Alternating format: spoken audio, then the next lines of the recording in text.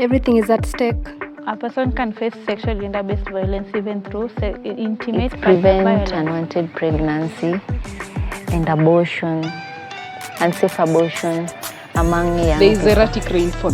What do I mean by that? It is increasingly unpredictable rainfall pattern. We as humans tunachangia to bring the effects any of role, climate but change. you can work remotely. But hii hauwezi fanya without the You can also turn your talent into an economic resource that can help you. Everything is at stake. Hello, good people. This is Metrine at Stake podcast. So today I'm glad we're having this discussion. It's been a while. Today we want to talk about something important. As an organization, Maldima International, we are more focused on HIV prevention. And today we're bringing a discussion on PrEP. So we are glad we're having this discussion with people who've used PrEP and people who are administering PrEP. I love my team to introduce themselves, starting from my left. Okay, hello everyone, I'm Nancy Otieno. Good. My name is Domic Mabea. I'm a service provider. I'm a clinical officer by profession with vast experience in matters to do with adolescents and youth health, and especially matters of HIV prevention. I'm glad to join the team today. Thank you for coming, guys. So, this is my friend. Hiyo part hujasema. Yeah. So today I'm glad that tunaanza na story. We talk about PrEP every now and then, but then we don't get to the side to hear about to hear the side ya wenye wanatumia, watupe experience, how is it, if it's comfortable, if it's not, if they have side effects. So today I'm joined with Nancy, who's been on PrEP. Nancy, karibu. Nataka Nancy atupe story ya ulianzaje PrEP, ulijuaje PrEP? Okay, according to me, nilijua PrEP in the year 2023. By that time, I got married in 2022 and I came to know about my husband's status after 1 year. He was positive. By then I went to a hospital and having some discussion with guidance and counselors team. Waliniambia naeza tumia PrEP so that nisikuwe infected too. So I was introduced in PrEP for some times. Then zilikuwa tu sawa. Ilikuwa ngumu at some point starting it. I was finding it very hard kwa sababu kutumia madawa pia. So nilijaribu kutumia for some times. Then at some point nilikuwa na vomit. Alafu hiyo headache. But nilikuwa tu sawa. So I was on drugs, on PrEP for 1 year. Then niliamua kuacha. Yeah. Mbona uliamua kuacha? Okay. The fact that I was married to someone who is positive, nilimwongelesha, tulikaa chini, we had a discussion. Then tukaenda naye hospitali mahali nachukua drugs. By the time walikuwa nachukua viral load yake, nilikuwa hapo. So tumekuwa tukienda na yeye, najua ana maintain time ya kutumia madawa. So his viral load is 0.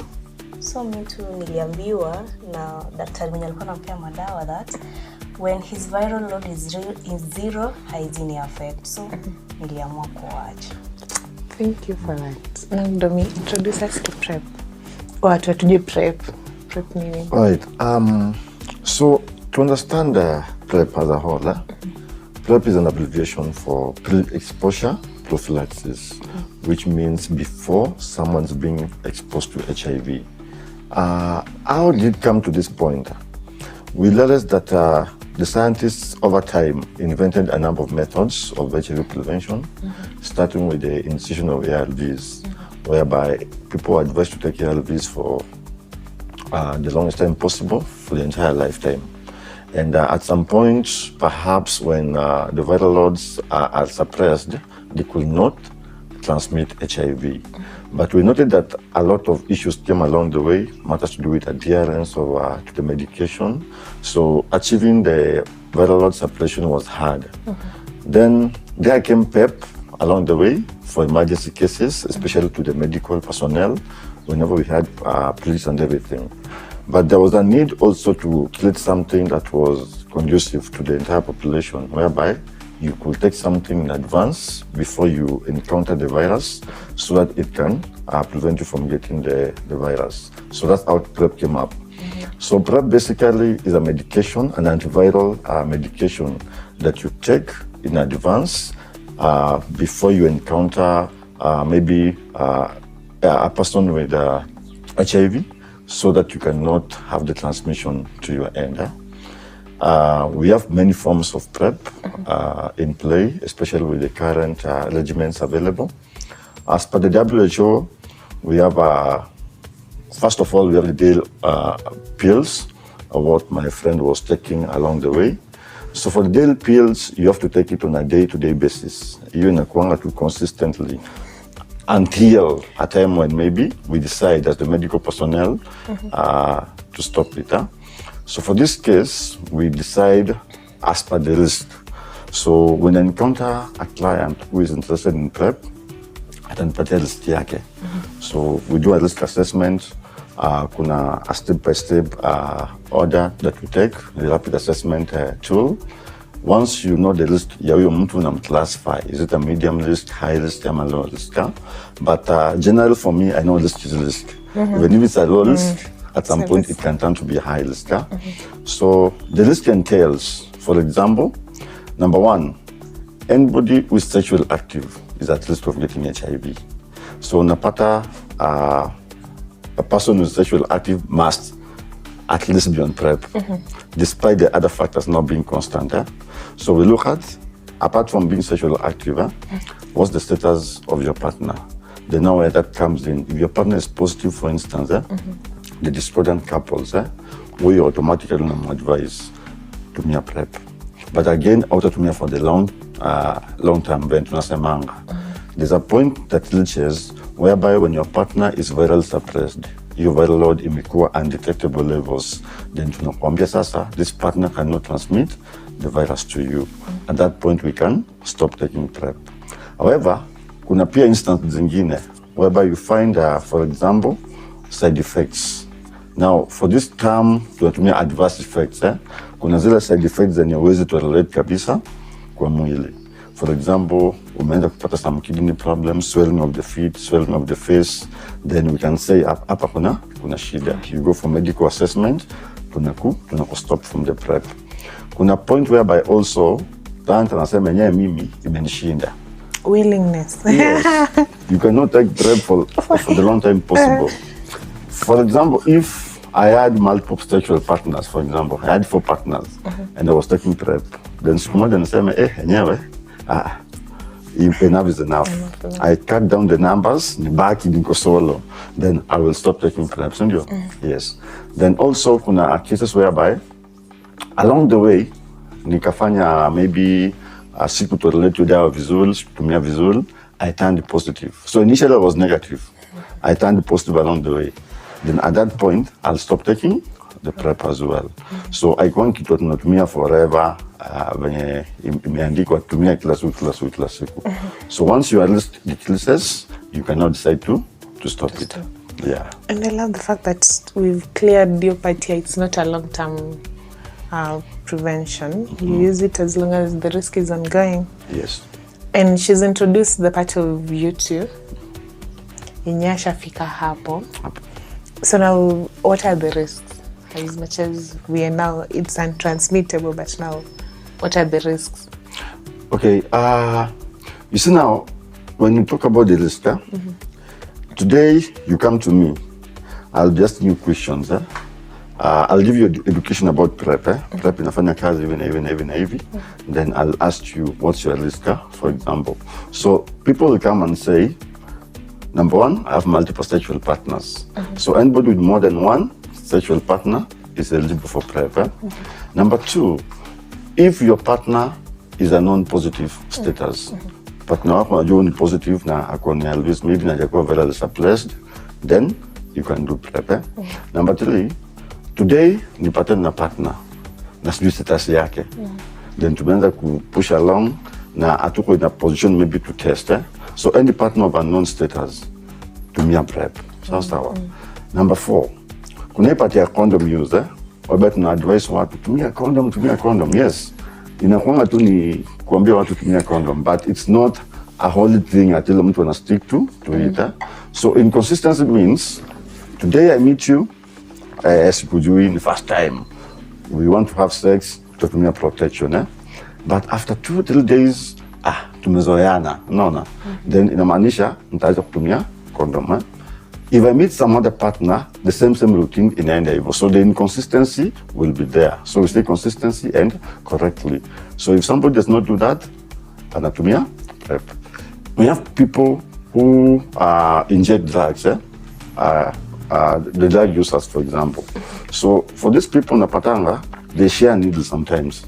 Unapata mkaa kwa kukuni fulani hivi, manze nasikia kuwa hai, hebu nipatie yako, ana inject pia anapatia mwenzake. So if you're in that scenario and you can't afford maybe an extra syringe ama needle, pia huyo anafaa atumie PrEP. So kuna a number of lists that we can check on from that. Okay. Yeah. So working with the youth, there's one fear the youth have had. Na vile amesema, ulisema ulikuwa na side effects gani? First, vile nilianza kuchukua PrEP after 1 month, nilikuwa na vomit, nilikuwa na some headaches. Then pia nile unakumbuka naenda kuchukua dawa kutuna ile uoga. So there's stigma and then now the fear of the side effects. Yes. And I think the hardest part here PrEP initiation, because you've been in the field for the longest, I think that the fear of the side effects. Yes. So the challenge is always how do we handle now the fear, because youth and youth. Yeah. Just like any medication, even paracetamol. If I give you Panadol today, nikwambie kunywa na una maji enough, utasikia the bitter taste, kusikia hiyo nausea and everything. Yeah? PrEP comes with a myriad of side effects, but most of them last the first 2-3 days. Utasikia kichwa iko nyepesi, hiyo taste iko, tumbo nasikia iko na hiyo burning sensation, nasikia you don't want to see food. The side effects usually last for a short time, but we advise the clients, usually take PrEP on an empty stomach. Kula tu vizuri, chukua time umekula vizuri, uko full vizuri, then umeza dawa yako. At least ikiingia kwa tumbo inapata kuna something ya kuisaidia the absorption process. For the long-term side effects, we encourage the clients to have a consistent follow-up. So that's why we wanasema after a month, rudi. Ama if you notice 1 or 2 signs, rudi kwa ule mtu alipatia PrEP mwambie. It could be the batch is wrong, sindio? And you want to report the batch number to the manufacturer. So at least ukuna hiyo close contact, share your number to the client. Daktari, nasikia kutapika, nifanye nini? Kimbia nunua dawa fulani. No. That close contact, ikuange. So now, partner alikuwa anajua na meza, sindio? I think the problem with now the peers I have, my disclosure. Now telling your partner niko kwa PrEP has been a challenge. Noma sana. Personally, I imagine a scenario whereby I find my partner, packaging your PrEP. For those who have seen ARVs, the bottle is the same, almost the same. Slightly ingine kubwa kidogo, but bottle moja. Na hiyo ukifanya hivyo na shake unasikia ni kama ziko tu njugu hapo ndani. So for those with that stigma, na hiyo mentality ya kitambo, akipata that packaging, na mbona atasema kwani mtu akona HIV, si ndio? But also kuna hii fear ya mbona meza PrEP by the way? Unancheat, una mahali unacheza pale nje unancheat, so kuna hiyo unajiprotect. So imekuwa a big issue, especially with the packaging, which we have collected a number of problems from the end users. Now, as a provider, nowadays what I do, if I feel uncomfortable carrying that bottle, then we open the bottle, tunafungua the pocket ya dawa, and tunaekanga Panadol, tunakuachia dawa zako ndani with the desiccate and everything, yeah? So that ukienda nyumbani, hiyo hata partner wako akipata, ana issue, unamwambia tu ni dawa nili, yeah. But we are encouraging the partners, at least tusikue nilo one-sided dialogue, atuende mkujia PrEP, tunamalizia hapo. Pia ule partner wako at some point mulete, tag along them, tunampatia hiyo education, ndio anaelewa. So that akiipata next time, isikue na issue. No. Yeah. And the biggest discussion has always been about event-driven for men. For men. So please tell my youth about event-driven. Perfect. So along the way, again, we noted, when tumesema PrEP si kitu ya kumeza ati rahisi, si rahisi. Personally, I've done it a few days, nika give up. Because I have to remember the time. Saa 3 usiku. Saa zingine nimekwama kwa njia, niko mahali, so I have to rush and get it. So for men, it's been made easier that kuna option yenye, if you are anticipating a sexual activity for only men, anybody assigned a man at birth, you can go get this medication, unakuja, unatumia before upatane na ule mtu, and that is it. So what happens, sai ni seme around saa 6 na niko na dates around saa 10 jioni.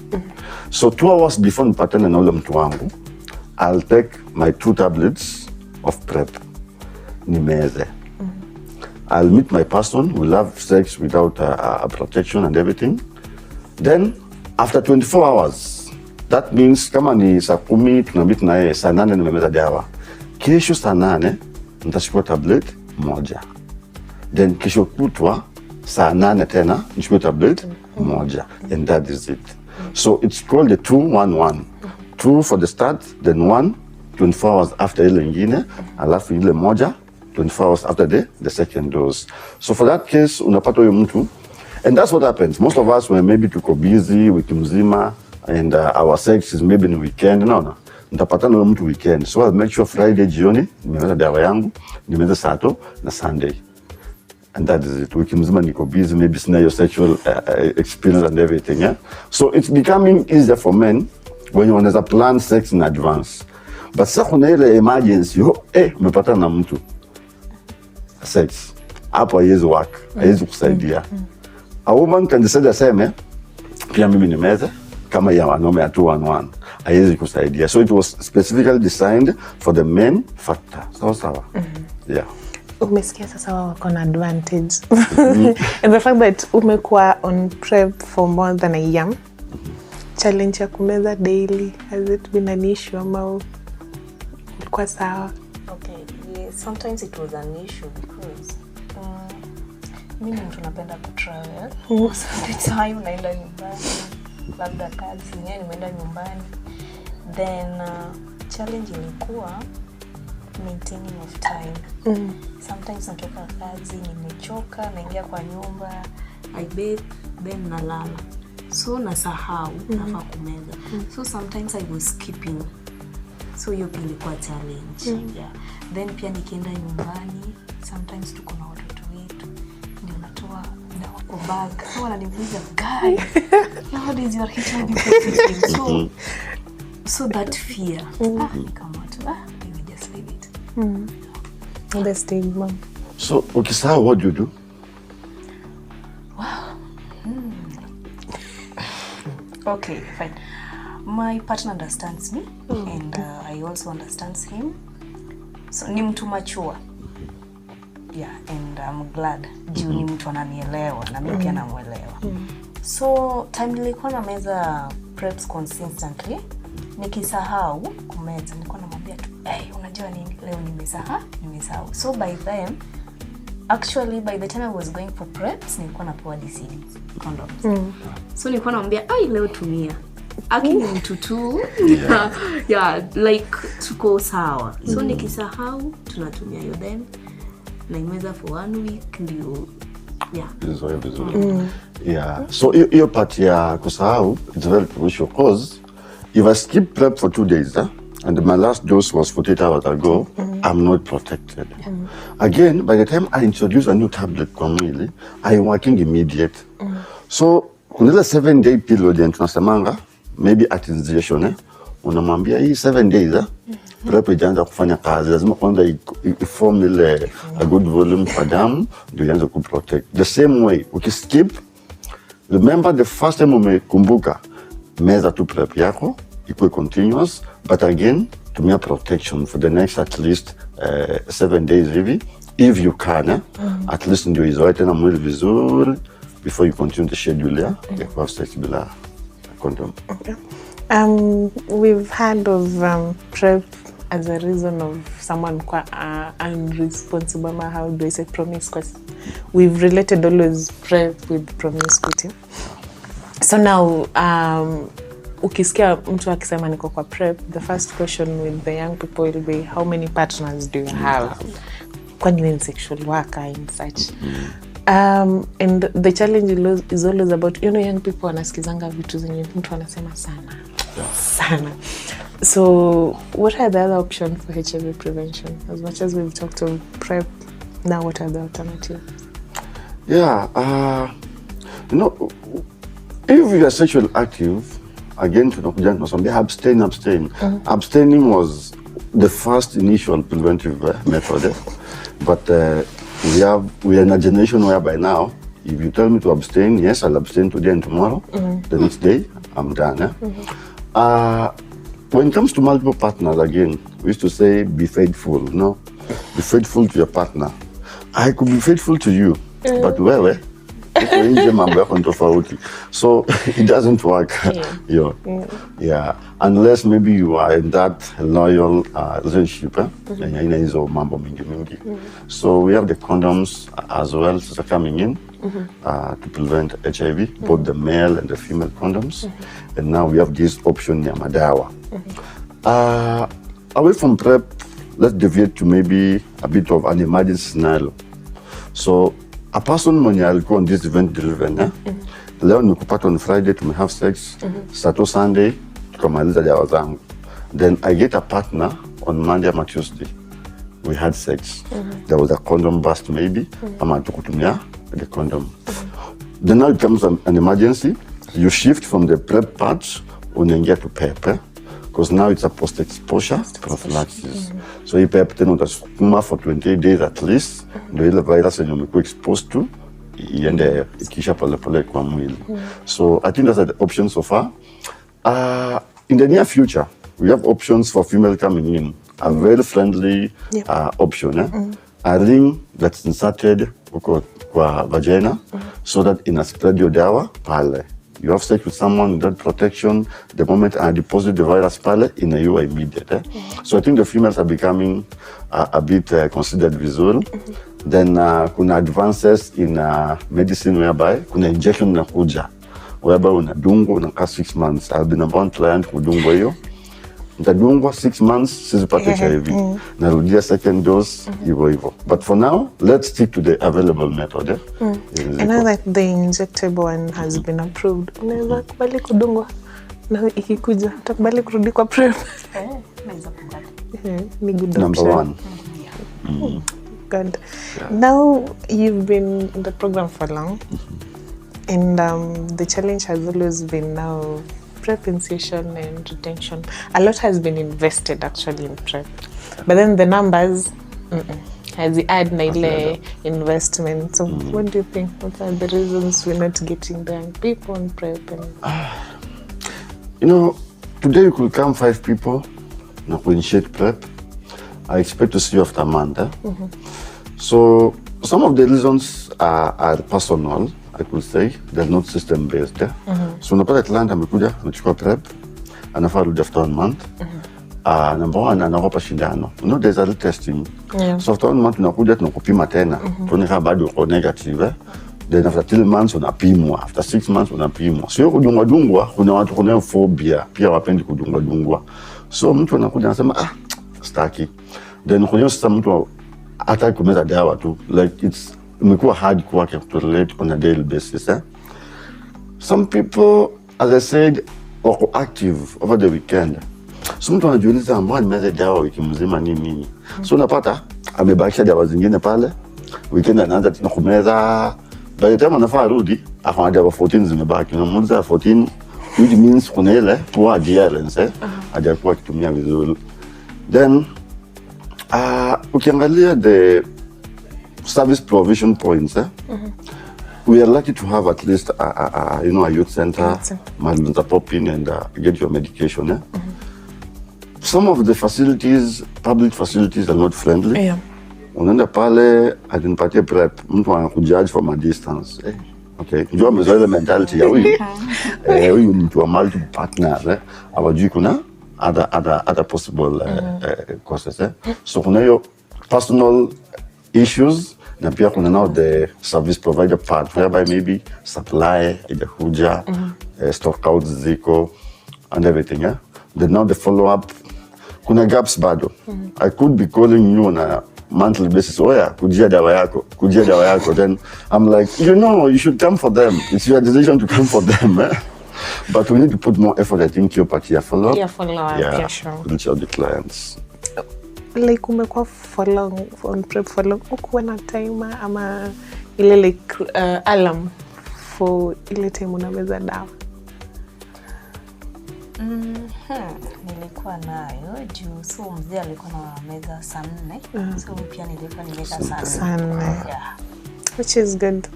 As we have it, PrEP is a HIV prevention method, but then it's not a dual protection. So we just have to condomize. Until next time, bye-bye.